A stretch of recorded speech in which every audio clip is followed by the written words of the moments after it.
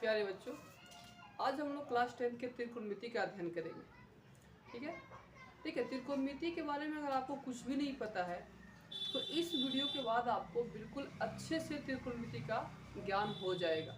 ठीक है, क्योंकि हम लोग बिल्कुल बेसिक लेवल से त्रिकोणमिति का अध्ययन करने वाले हैं। देखिए, सबसे पहले त्रिकोणमिति क्या है उसी को समझते हैं। लिखा क्या है? त्रिकोणमिति, इसी को पहले समझ लेते हैं, उसके बाद आगे बढ़ेंगे। ये क्या है? अगर इसको हम देखें अलग अलग कर करके तो त्रि का मतलब होता है तीन, कोण अर्थात कोण, और मिति अर्थात मापना। ठीक है, यहां तक समझ आ गया होगा।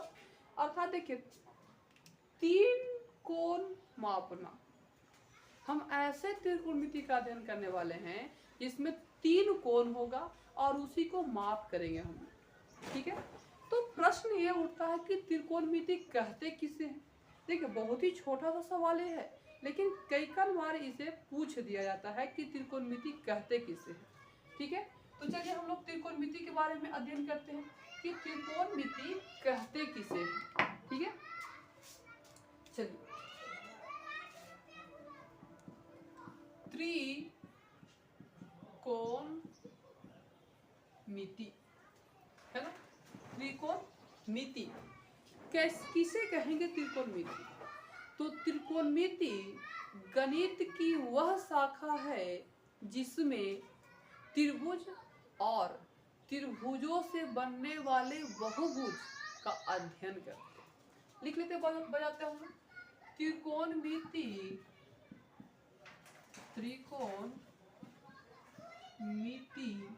ठीक है, गणित, ठीक है, गणित की वह शाखा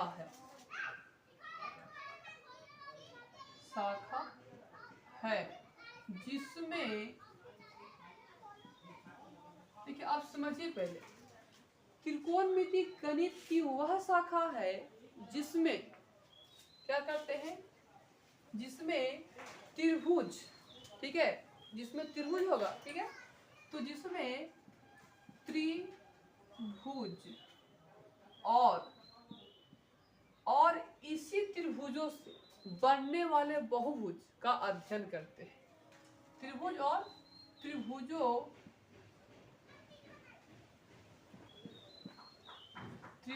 से बनने वाले बहुभुज, ठीक है, बनने वाले बहुभुजों, क्योंकि बहुत सारा हो जाएगा, बहुभुजों का अध्ययन करते हैं। ठीक है, का अध्ययन करते हैं,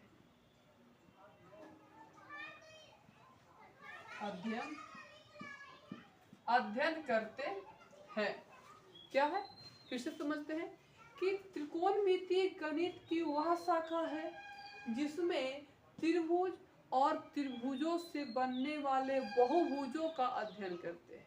जैसे देखिए, एक चतुर्भुज है, ठीक है, इसमें क्या करते हैं, यहाँ से लंबा का कि एक एरो खींच लेते हैं। तो देखिए, अब ये 90 डिग्री हो गया, ये भी 90 डिग्री हो गया। तो इसमें कहा है कि दो त्रिभुज है ना, ठीक है, तो कहा है कि इसी के बारे में हम लोग अध्ययन करने वाले हैं कि आखिर कैसे त्रिकोणमिति होगा। देखिए, त्रिकोणमिति का अर्थ क्या होता है? त्रिभुज का मापना होता है, त्रिभुजों का मापना होता है। और सबसे महत्वपूर्ण बात यह है कि हम लोग समकोण त्रिभुज का अध्ययन करेंगे। ऐसा नहीं है कि इस प्रकार का जो त्रिभुज होगा इसका अध्ययन कर लेंगे, बिल्कुल नहीं। अगर इसका अध्ययन करना हो तो हम बीच से क्या करेंगे, लंब डाल देंगे ताकि 90 डिग्री का कोण बन सके, समकोण बन सके। ठीक है, तो कैसा अध्ययन करेंगे? जिसमें एक कोण क्या हो, 90 डिग्री का हो। तो चलिए, एक कोण हम क्या करते हैं, 90 डिग्री का बना लेते हैं। बिल्कुल, एक क्या हो गया, एक त्रिभुज हो गया जिसका नामकरण कहते हैं ए बी सी, ठीक है, और ये हो गया इसका 90 डिग्री का कोण। अब त्रिभुज के तीनों कोणों का योग कितना होता है? 180 डिग्री होता है। इसको भी हम लोग क्या करते हैं, लिख लेते हैं, ठीक है। त्रिभुज के तीनों कोण का मान कितना होता है जी? 180 डिग्री होता है, 180 डिग्री। अब ये त्रिभुज बन के कंप्लीट। अब इसके बारे में क्या, इसमें क्या दिख रहा है आपको? 3 कोण और 3 भुजा दिखाई दे रहा है, लेकिन इसका नामकरण होना चाहिए कि इस भुजा का क्या नाम हो, इस भुजा का क्या नाम हो। तो देखिए सबसे बड़ी भुजा ए है ना, तो सबसे बड़ी भुजा का नाम पड़ा कर्ण, ठीक है, कर्ण। और देखिए ना कर्ण भी सबसे बड़ा था, है ना। और इस भुजा का नाम कैसे पड़ा? तो इस भुजा का नाम पड़ा, ये इसके सम्मुख खड़ा था। जैसे कोई एक मुखिया होना चाहिए ना, तो मान लो कि एक कोण क्या है, इसका मुखिया है। तो कहने का तात्पर्य कि अब इस कोण के सामने क्या है, सामने खड़ा हुआ ना, सम्मुख खड़ा हुआ है, तो इसका नाम पड़ गया सम्मुख भुजा, ठीक है, सम्मुख भुजा। अच्छा, और ये क्या है, खड़ा भी है, तो इसका नाम पड़ गया लंब, ठीक है। और ये क्या था, ऐसा लग रहा है कि ये दोनों इसके ऊपर आसन लिया हुआ है, तो इसको नाम पड़ गया आसन्य भुजा, है ना, आसन लिया हुआ है। जैसे इसको हटाते हैं तो बिल्कुल ये ऐसे है ना, इस कैप लग रहा है कि इस कैप को यहाँ पे लगा कर रख दिया गया, आसन बिल्कुल लिया हुआ है, तो इसका नाम क्या पड़ गया, आसन्य भुजा, आसन्य भुजा। और क्या है, आधार भी इसको कर चुकी है, इसी आधार पे टिका हुआ है, तो इसका नाम पड़ गया आधार, ठीक है। और इसके बाद और आगे बढ़ता है, और देखिए सबका कम से कम 2-2 रिलेशन है, इसका रिलेशन इससे, तो इसका रिलेशन इससे। जैसे मेरा रिलेशन भाई से, तो भाई का रिलेशन हमसे, ठीक है। ठीक उसी प्रकार अगर कर्ण का रिलेशन लंब से होगा, तो लंब का रिलेशन कर्ण से होगा 2। लंब का रिलेशन आधार से होगा, तो आधार का रिलेशन लंब से होगा 4। और आधार का रिलेशन कर्ण से होगा, तो कर्ण का रिलेशन आधार से होगा 6। अर्थात 6 रिलेशन बननी चाहिए। और इनका नामकरण कुछ इस प्रकार से किया गया। सबसे पहले हिंदी में नाम दिया गया, ठीक है। और सबसे पहले हिंदी का नाम जो था वो नाम पड़ा जया, ठीक है। सबसे पहले क्या पड़ा, जया, सबसे पहले जया नाम पड़ा। उसके बाद कहा जाए कि को जया। देखिए सबका हिंदी का अलग अलग अर्थ है। को जया, पहले नाम पड़ा जया, फिर नाम पड़ा क्या, को जया। तीसरा रिलेशन का नाम पड़ गया स्पर्श जया, ठीक है, स्पर्श जया। और आगे चूंकि 3 ही हुआ है, 6 बनना चाहिए, तो चौथा जो था वो कोटि स्पर्श जया, ठीक है, कोटि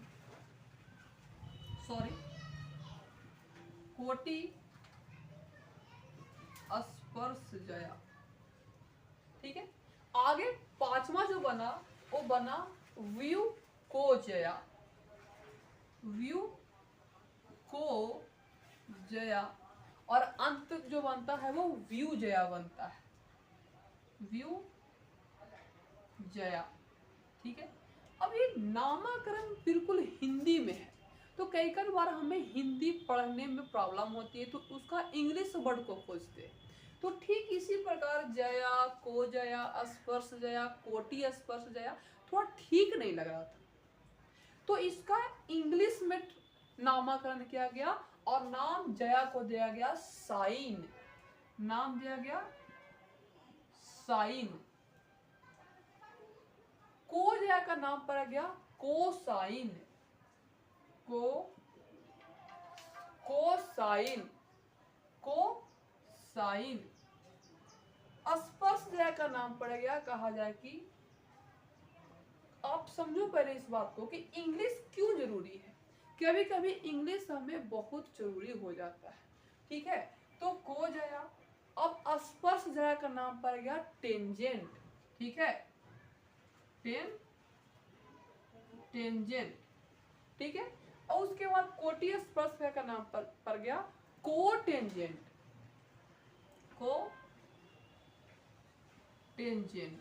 ठीक है।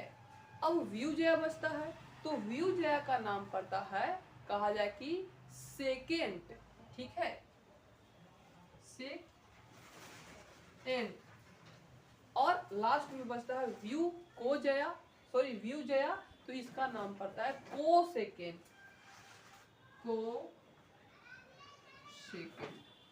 अब ये भी नाम कुछ बहुत ज्यादा बड़ा दिखाई दे रहा था, इसलिए इसको, जैसे आपका जो नाम होता है बहुत बड़ा बड़ा नाम होता है मृत्युंजय या फिर कहा कि दीपांशु, तो दीपांशु एक बड़ा नाम होता है, उसको प्यार से लोग दीपू दीपू बोलते हैं, ठीक है।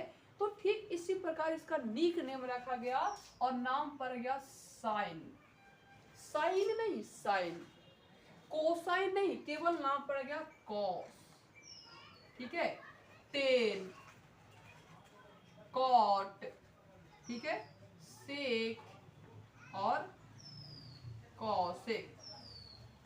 अब देखिए इसके नाम, इसके जगह पे क्या आते हैं वैल्यू, देख चुकी न्यून कोण का मान तो नहीं, अगर थीटा वैल्यू मान लेते हैं तो ये हो गया theta, sine theta, cos theta, tan theta, cot theta, sec theta और कॉसेक थीटा, ठीक है।